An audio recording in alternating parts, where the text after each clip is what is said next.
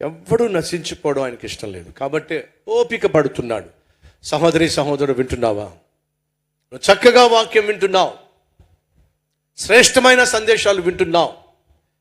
ప్రశ్న, వింటున్నావు కానీ వాక్యానుసారంగా జీవిస్తున్నావా? వాక్యానుసారంగా నువ్వు జీవించకుండా ఎలా క్రియలు కలిగిన విశ్వాసాన్ని నువ్వు కనపరచగలవు?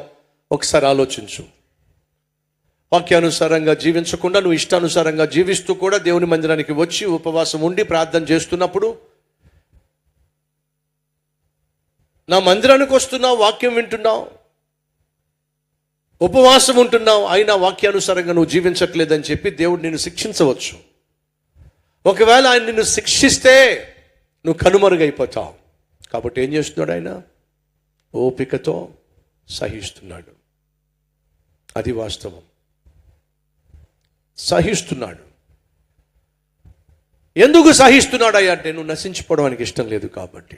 ఈ ధర్మశాస్త్ర ఉపదేశకుడు ప్రశ్నల మీద ప్రశ్నలు వేస్తూ ఉంటే, ఒక్కొక్క ప్రశ్నకు జవాబిస్తూ ఉంటే, మళ్ళీ ప్రశ్నలు వేస్తూ ఉంటే, అయినా వాడికి జవాబిస్తున్నాడు. కారణం ఏమిటంటే నశించిపోవడం ఇష్టం లేదు కాబట్టి. యెరూషలేమును దేవుని సన్నిధిని విడిచిపెట్టి ఒకడు యెరికో లోకం వైపుకు వెళుతున్నప్పుడు, ఆ మార్గం గుండా వెళుతున్నప్పుడు, ఆ మార్గము ప్రమాదకరమైన మార్గం. వినండి, దేవుని సన్నిధిని విడిచిపెట్టి, ఆయనతో ఉన్నటువంటి సహవాసాన్ని విడిచిపెట్టి, ఆయనతో కలిగి ఉన్న సత్సంబంధాన్ని విడిచిపెట్టి ఎవరైనా సరే లోకం వైపుకు, పాపం వైపుకు, లోకానుసారమైన జీవితం వైపుకు, అల్పకాల పాప భోగాల వైపుకు, ఈ లోకం అందించేటటువంటి సుఖ భోగాల కోసం తమ్మును తాము అమ్ముకోవడం కోసం ఎవరైనా ఒకవేళ దేవుని సన్నిధికి దూరం అవుతున్నట్లయితే వాళ్ళు ప్రమాదకరమైనటువంటి మార్గంలో ఉన్నారు. They are in dangerous road. ప్రమాదకరమైనటువంటి మార్గంలో వాళ్ళు వెళ్తున్నారు.